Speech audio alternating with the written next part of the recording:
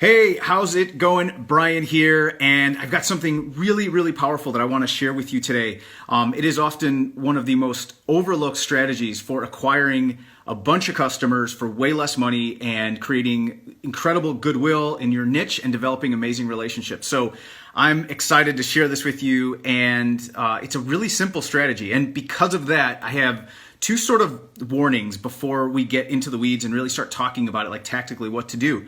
One is, don't be fooled by the simplicity of it. You really want to think, how can I start applying this in my business? Because it is really simple, and that's why it's overlooked. So one, like don't fall into the trap of thinking, oh, this is too simple, like this can't work. Start thinking how you can apply it. And don't fall into the trap of thinking you're like unique, right? Like everyone thinks like, oh, my business is different, my business is unique, my business is snowflake.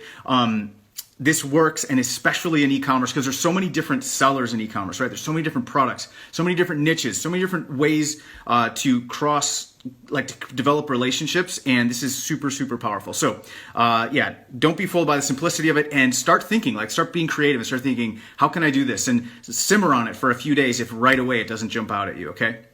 So in the Marketing for E-commerce group, we had a new member come in, and right away he was super engaged. He was asking a bunch of questions about his business. He was in the fishing niche, and he had a unique product in the fishing niche. And we kind of started going back and forth and talking about it. And he was wondering, how do I get more customers? And I had a look at his site, and we went back and forth, and I shared with him this strategy. And again, it's a really powerful way to get new customers, develop amazing goodwill, and really develop amazing relationships in your niche. So you know that getting customers that's the primary objective of your marketing efforts. If you don't know that, please make sure you never forget that. Every day you need to be thinking, how am I selling today? What am I selling? Who am I selling to? And how do we do more of it, right? And it sounds simple. Again, it sounds really like a simple concept, but you really want to make sure you're thinking, how are we selling today? That's how you grow your business. And the purpose of your marketing efforts is to make those sales. You're going to make the profit on the back end, but on the front end, you need to be thinking of every single creative strategy, every single thing, new offers, new ways to present them, new funnels, new, any way you can to get new customers. Okay. So let's just make sure we're totally on the same page with that. So that's every day you live, you breathe, making sales. That's the purpose of your marketing efforts, to get new customers. Now, one of the things that we know is conversions just aren't, it's the nature of the process, right? People will fall off. We know on a Shopify store and a storefront, you're going to have on average about 2% conversion on your visitors. At a funnel, you'll have about 10% on average, sometimes as high as 15, but nonetheless, it's not everyone, right? So we need to, and we do everything we can to make those sales. That's why we totally encourage on first-time sales to use a funnel so we can maximize conversions. But the bottom line is, the facts are the facts. People aren't going to buy. So we retarget, we do the best we can to bring them back. But a lot of those people that we reach out to, that we get on our list, that become prospects, that we do lead gen with, we try to nurture those leads and try to get them to become customers, but sometimes they don't. But one of the things we overlook is we're developing goodwill with those people. Like, they're not unsubscribing from our list, right? They're on our messenger bot sequences, they're on our email list. Some of them become customers.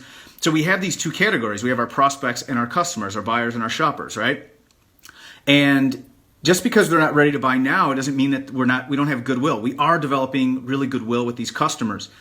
And we kind of forget that we have an asset there. So this concept that I want to share with you now is something I learned from Jay Abraham, and it is so powerful. Again, it's so simple, but it's so powerful. He calls it the host beneficiary relationship. And it goes something like this. You can either be the host or the beneficiary. If you're the host, you are the one that holds, you've got the party, right? You've got the audience. You have the customer list, the prospects, the customers, and they're at your house, at your party, right? Now, as a host, you can go find beneficiaries who sell complementary products that your niche, that you've surveyed your niche, they're interested in, right? So if it's the fishing niche, maybe you sell the rods and the reels, but there's a whole host of other things, a whole bunch of other things, right, that people in the fishing niche buy. So you go find beneficiaries and you make relationships with them and you create an arrangement there. And I'll talk about the arrangement in a second and the details of that. But that's the first part. So you create those relationships.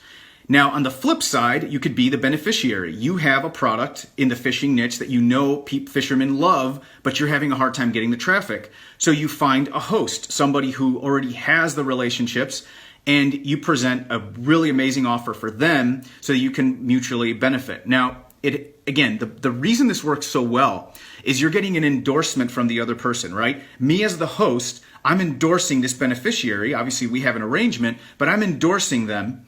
And the beneficiary is getting also the benefit because there's also kind of an endorsement, a goodwill, and I'll talk about this. This is the detail that's super important. There's a benefit, goodwill that's developed from you're endorsing as the beneficiary. You're endorsing the host, and I'll show you how.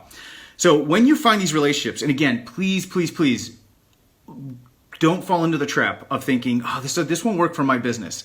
If it doesn't jump out at you, give it a few days, think about it, write some notes, write down some ideas, and I'll give you a strategy at the end. I'll give it to you right now. One of the things is brainstorm indirect competitors and people in your niche that don't sell the exact product, but you just know that your product would perfectly complement them, and just brainstorm, and let your imagination go wild.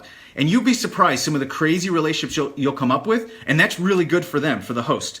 And equally, as a beneficiary, as you being the host, write down a list of all the possible beneficiaries, people who'd be great partners for you that you would love to endorse and gain this strategic advantage from, okay? Or with.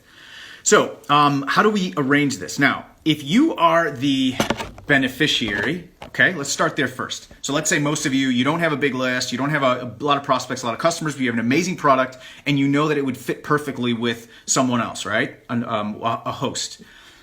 You know in your business, the biggest expense you have is customer acquisition.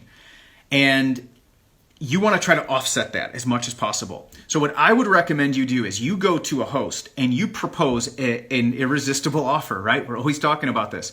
An irresistible offer for them where you will give them all of the front end profit.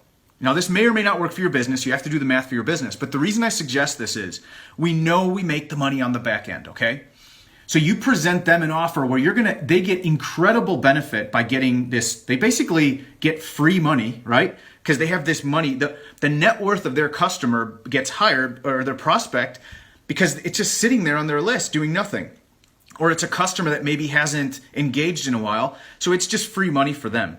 And you know that on the back end is where you're going to make your profit. So you give them an irresistible offer on the front end. Let them keep the front end profit. You don't have to pay to acquire that customer. You don't have to run ads. You don't have to do anything else. You get them on your list. Now they're a customer, and now you can give them one of your USPs, which is a unique experience. That's your unique experience proposition, right? Give them an amazing experience, an incredible product, and then you nurture them to ascend them to your other offers in the back end where you actually get paid, okay? If you're the host, you kind of flip this because you know that the beneficiary is going to make their money on the back end. So you kind of do the opposite. You will say something along the lines of, let's work out an arrangement on the front end, and then you want some residual on the back end, right? Because you know that's where they're actually going to make their money. Now, you may be happy with getting your front end profit, and you can go ahead and do that. And you know in your mind, you know they're going to be open to it because you're a business owner. You understand the cost of acquiring a customer, all right? So that's really the way to do it. Now, if you are the beneficiary, make sure you offer some special consideration for the host's customers or prospects. This is an amazing way to, first of all, develop an incredible relationship with the host. Help edify them to their customers, right? You uplift them. You offer a special consideration, whether it's a special guarantee, a special bonus, a special product. You offer something so that you uplift the host. Then their customers feel special. They're a part of something. It's mutually beneficial. So there's, not only do they become a customer of yours, but they feel good about it because there's goodwill, right? And the host likes it. Everyone benefits, okay? So that's one of the keys to the arrangement. And ultimately, the reason this is so powerful is it allows you to acquire customers at a way lower cost and get the benefit of increasing the value of your customers, your current customers, and your prospects. Because imagine if you get 100 leads, only 10% convert, but you're able to actually monetize the other 90%. That's more money that you can now spend to dump back into your marketing efforts, so you can go back to principle number one, which is always be selling and getting more customers.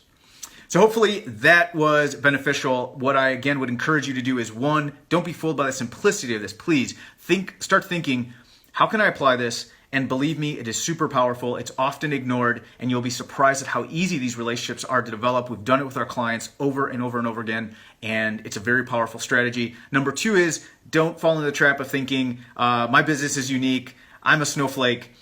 Just start brainstorming. If it doesn't jump out to you right away, give it a few days, and I know you'll come up with a great way to apply it. All right, have an amazing rest of your day, and we will talk soon. All right, bye.